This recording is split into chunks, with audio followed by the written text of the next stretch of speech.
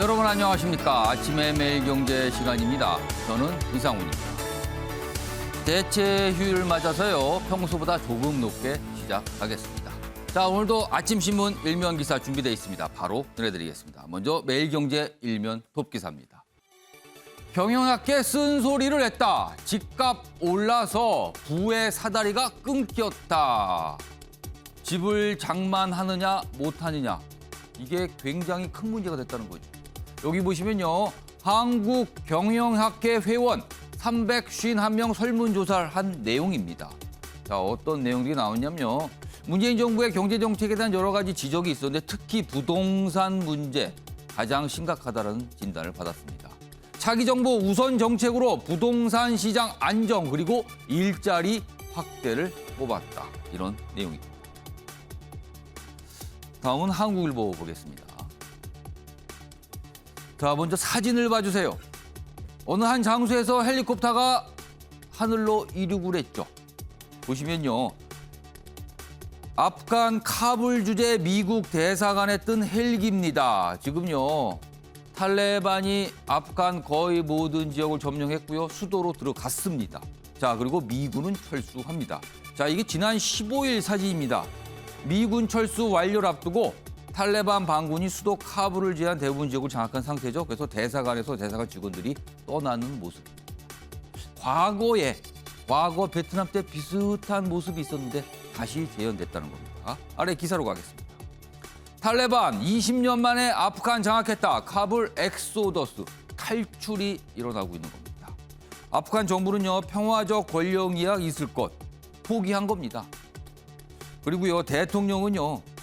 옆나라 다른 국가로 망명을 했다. 말이 좋아 망명이지 도망간 겁니다. 나라를 버리고. 지금 이런 상태가 되고 있답니다. 이번에는 동아일보 보겠습니다. 사진이 역시 일면에 실려 있는데요. 제목은 이렇습니다. 봉오동 전투의 영웅 홍범도 장군 78년 만에 고국 품으로 이렇게 사진과 함께 실려 있습니다. 아래로 좀 더 설명 보겠습니다. 광복절 유해 봉환식입니다. 여기 보면 지난 15일 서울공항의 모습인데요. 이렇게 78년 만에 고국 품으로 돌아왔다. 이런 사진입니다. 마지막으로 서울신문 확인해 보겠습니다. 자, 지금 연휴입니다. 광복절 연휴죠. 오늘까지예요. 그런데요. 연휴에 앞서서 정부가 국민들을 향해서 제발 연휴 동안 머물러 주세요. 집에 계셔야 됩니다. 이렇게 당부에 당부를 했죠. 자, 그럼 그 당부가 통했을까요? 기사 보겠습니다. 정부 직콕 호소 공호했다. 휴가지마다 사람과 차량 물결을 이루고 있었답니다. 황금 연휴 거리 두기는 실종됐다. 여기 보시면 공항에 인산이네, 식당에는 5인 이상 속출. 그런 가운데 토요일 신규 확진이 1,800여 명. 역시 2,000명에 육박한 상태로 나왔습니다. 그리고 10만여 명이 몰린 제주는 18일부터 4단계 진입을 한다. 이런 내용입니다. 오늘 연휴 마지막 날입니다. 조금 눈여겨보셨으면 하는 기사입니다. 자, 지금까지 일면기사 짚어봤고요. 오늘도 뉴스의 의미를 풍부하게 그리고 막강한 분석을 해주시기 위해 네 분께서 자리하셨습니다. 한 분씩 소개해드리겠습니다. 먼저 신경민 전 국회의원 화면 가장 맨 왼쪽 자리에 지금 앉아 계십니다. 그리고 그 옆에는 최경철 매일신문 편집위원 나와 계시고요. 세 번째 자리에는 윤기찬 변호사 자리하셨습니다. 그리고 마지막으로 주원규 삼육대 겸임교수 나와 계십니다. 안녕하세요.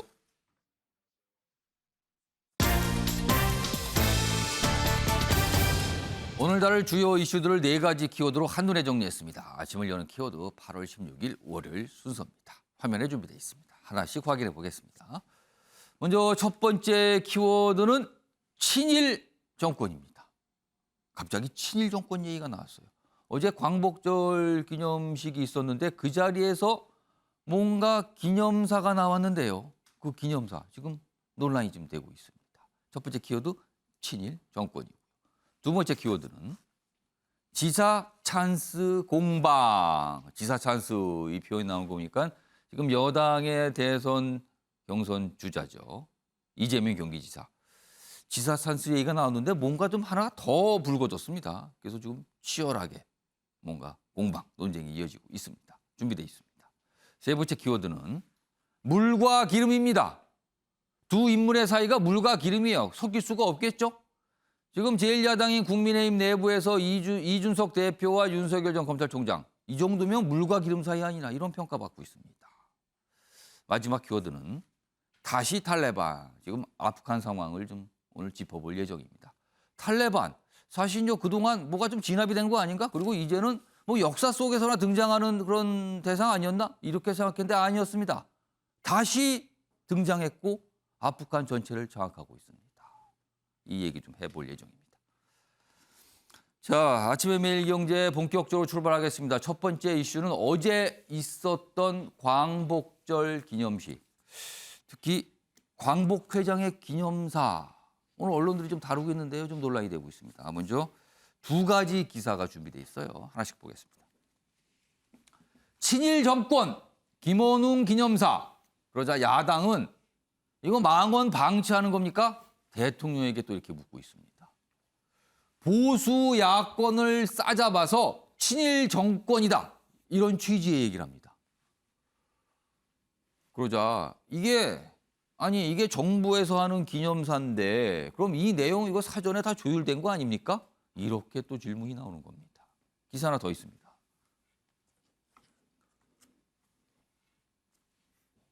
김원웅 광복회장 발언 또 무리다. 이승만 친일, 박정희 반민족. 합하면 친일 반민족이 되는 거예요. 공통점은 보수 정권에 대해서 이렇게 규정을 하는 거 아니냐는 거죠. 그리고 여기 보면 뭐 고 백선엽 장군, 뭐 창씨 개명한 사람, 국군의 아버지 징송 안 된다. 뭐 야당은 대한민국의 정통성 자체를 부인하는 겁니까? 이렇게 반발을 하고 있습니다. 그리고 친일파리 하지 말고 물러나라. 이런 요구까지 하고 있는 상황입니다. 자, 그럼요. 광복회장의 기념사. 이게 사전 녹화됐던 걸 어제 이 기념식장에서 다시 영상을 재생한 거거든요. 어떤 기념사였는지 확인해 보겠습니다.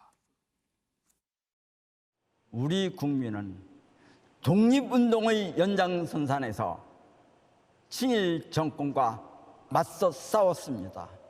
국민들은 친일의 뿌리를 둔 역대 정권을 무너뜨리고 또 무너뜨리고 또다시 무너뜨리고 이런 세력은 대한민국의 법통이 임시정부가 아니라 조선총독부에 있다고 믿는 세력입니다. 촛불혁명으로 친일의 뿌리를 둔 정권은 무너졌지만 이들을 집권하게 한 친일 반민족 기득권 구조는 아직도 처리 카르텔 구조를 유지하고 있습니다. 민족 정통성의 궤도를 이탈해온 대한민국은 깨어난 국민들의 힘으로 이제 제 궤도에 진입하기 시작했습니다. 자, 최영철 편집위원. 네. 저 자리가 이제 문재인 대통령이 있는 자리였고요. 그리고 야당 당대표들도 앉아 있는 자리였어요. 근데 거기서 들어보면은 과거 이제 보수 정권, 지나간 보수 정권에 대해서 친일 반민족이라고 규정을 한 것 같아요. 그리고 전체적인 취지 보면 적폐청산이 아직 끝나지 않았다. 뭔가 다 해야 된다. 이런 취지 들리거든요. 이거 어떻게 평가하세요? 작년하고 시리즈로 이어서 계속 광복 회장님이 말씀을 하시는 것 같습니다. 예. 작년에도 뭐 안익태 문제도 거론을 했었고 또 친일 문제도 거론을 했었는데 이번에는 사실 좀 사전 검증을 위해서 영상으로 좀 했다고 얘기를 들었습니다. 사전 검증의 원고도 한번 보고 그리고 그 현장에서 돌발 발언이 또 나올 수 있으니 예. 현장 발언을 하지 못하게 하고 사전에 영상으로 틀었는데 사전에 녹화를 해서 영상으로 보여준 게 그런 취지가 있는 것 그렇습니다. 같다는 그런 취지가 거예요? 있었는데 예. 별로 그러지를 못했다는 거죠. 근데 제가 볼 때는 또 김원웅 회장이 뭐 청와대나 뭐 국가보훈처에서 이 말 좀 고치라고 해도 들을 사람도 아닌 것 같아요. 어쨌든 지금 정권도 별로 건드리지를 못하는 사람일 뿐더러 예. 그리고 속내로는 뭐 말 잘한다 이렇게 좀 응원을 하고 싶은 생각도 좀 있는 것이 아닌가. 혹시 여권에서 그런 생각 아닌가로 추정을 하시는 거예요? 그렇습니다. 그런 추정도 한번 해봅니다. 그러나 어쨌든 이번에는 좀 검증을 하기 위해서 예. 스크린을 하기 위해서 영상으로 틀었다는 얘기를 들었는데 그러나 어찌됐든 이 말은 매우 부적절한 것이었다. 지금 뭐 아프가니스탄 때문에 말이 많지 않습니까? 예. 1975년 4월 30일 사이공을 지금 많은 사람들이 추억을 합니다. 예. 미스 사이공 뭐 이런 저희가 뭐 뮤지컬도 있고 예. 한데 베트남이요. 그렇게 폐망하고 나서 월맹군이 사이공까지 다 내려오고 나서 남북의 차이별을 엄청나게 뒀습니다. 남베트남 사람들에 대해서. 모든 남베트남 사람은 좋은 대학도 못 들어가게 했고 그리고 고위 관료에도 취업하지 못하게 했고 왜냐하면 그들은 적폐 세력이었기 때문입니다. 하지만 베트남은 국가 이익을 위해서 국가가 발전하기 위해서는 화해하고 협력하지 않으면 안 된다는 것을 알고 예. 도이모의 정책을 도입하면서 남북이 화해를 했습니다. 그리고 국가를 발전시키기 위해서 모든 인재에는 차별이 없고 그리고 과거는 어찌했든 간에 우리는 단합하고 앞으로 나가야 한다는 예. 국가 이익만 보고 가자는 그러한 정책을 펴서 오늘날 베트남은 번영을 누리고 있습니다. 그런데 우리는 지금 뭐 합니까? 베트남은 그렇게 가고 있지만 지금 우리는 76년이 지나도록 친일과 반일 뭐 이런 과거 논쟁에 휩싸여 있습니다. 예. 지금 국가의 이익은 무엇입니까? 당장 우리 국가의 이익은 냉전 체제를 극복하고 통일을 더 해야 합니다. 그러나 우리는 아직도 1945년 이전의 역사의 기억에 머물러 있습니다. 저는 김원웅 회장의 발언은 미래를 보는 것이 아니다. 예. 그분은 오직 과거를 팔아서 자신이 현재 광복회장으로 인해서 자기의 어떤 존엄과 자기의 어떤 지식과 지혜를 뽐내는 것 아닌가. 저는 자신의 사익을 위해서 광복 76주년 기념식장을 엉망으로 만들었다. 저는 이렇게 평가하고 싶습니다. 자, 주홍 교수님은 네. 기사도 뭐 소개해드렸고요. 영상으로도 좀 소개해드렸는데 어떻게 보셨습니까? 예, 저도 이제 최 편집위원과 의견이 거의 비슷하지만 한 가지 차이점은 저는 친일청산이라는 메시지는 광복회장으로서 낼 수 있는 메시지라고 생각을 합니다. 2020년 작년에도 좀 논란은 있었지만 예. 친일청산이 여전히 이루어지지 않았다라는 그 역사적 부끄러움 예. 거기에 대한 방점을 찍은 부분은 좀 유의미하다고 봤거든요. 근데 올해의 이 취임사의 이 기념사는 예. 이게 사전 선거운동이 될 수 있는 의혹도 있다고 생각합니다. 왜냐하면 요번에 기념사에서는 야권을 대표하는 어떤 그 정치 세력을 이른바 친일 집단으로 매도하는 경향을 보였거든요. 그렇죠. 보수 정권, 지금의 이제 야권이라고 할 수 네. 있죠.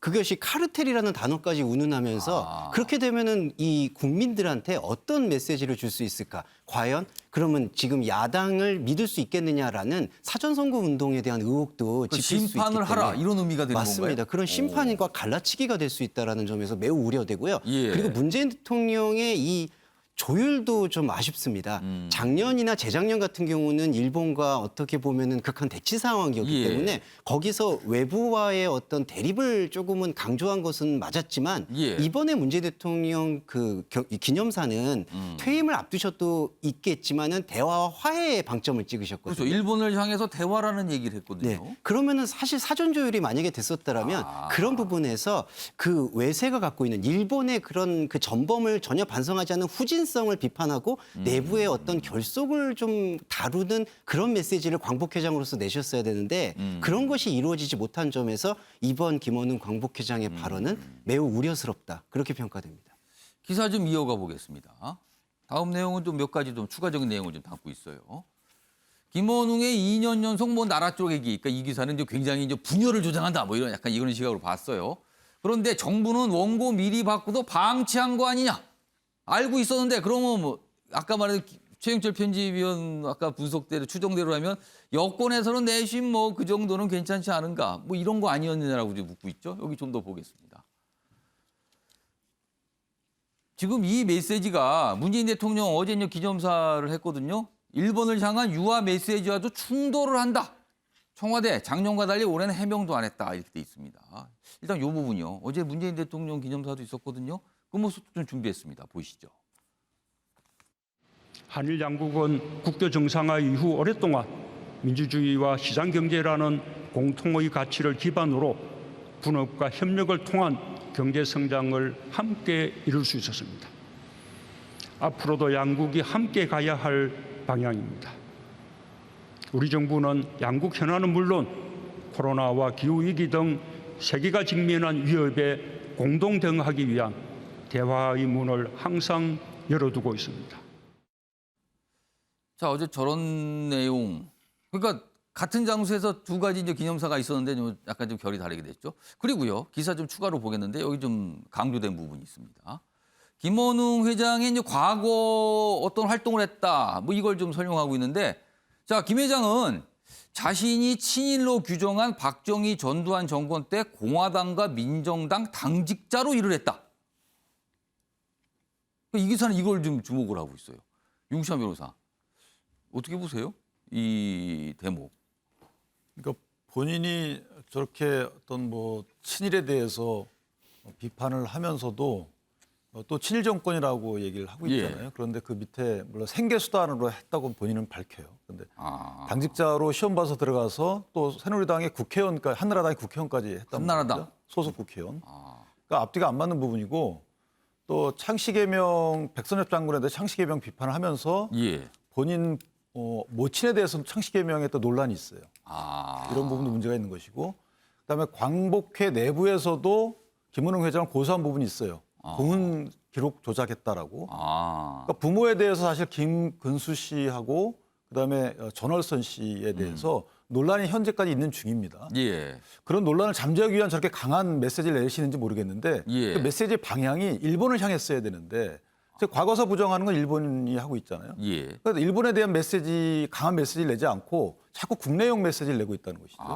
그리고 기존 정권 전체에 대해서 이건 친일 정권이다라고 하게 되면 예. 민주주의를 부정하는 겁니다. 이것은 선거에서 뽑힌 대통령인데 이걸 친일 세력이다라고 규정하게 되면 이분은 과연 민주주의를 수호하는 분이냐 아니면 그걸 반대하는 분이냐. 예. 또 국가를 반대한다. 조선총독부가 대한민국의 법통이라고 하는 사람이 세상에 어디 있겠습니까? 예. 그런 단어를 조합하는 사람이 광복회 회장이라는 것이 저는 상당히 좀 많이 아쉽다 이런 부분이 있고, 어쨌든 뭐 구체 친일의 청산에 대해서는 저도 공감을 하지만 예. 구체적으로 적실했어야 돼요. 이승만 대통령에 대해서 논란이 있죠. 일단 그 뭐 구성원들에 대해서 친일 세력 분이 어떤 분인지를 지적했어야 되고, 예. 이승만 라인 그래서 독도를 강력히 대한민국 영토라고 주장하신 사람입니다. 그다음에 그 절체절명의 6.25 때도 일본군의 파견만큼 반대한 사람이 이승만 대통령. 그렇다면 일본에서는 강한 반일 세력으로 규정을 하는데 왜 이분만 이승만 대통령을 친일 세력으로 규정을 하느냐. 예. 이것은 뭐 솔직히 정치적인 생각이 없지 않다라는 생각을 할 수밖에 없고요. 본인의 행적을 고려했을 때 본인의 생각이 그렇다기보다는 예.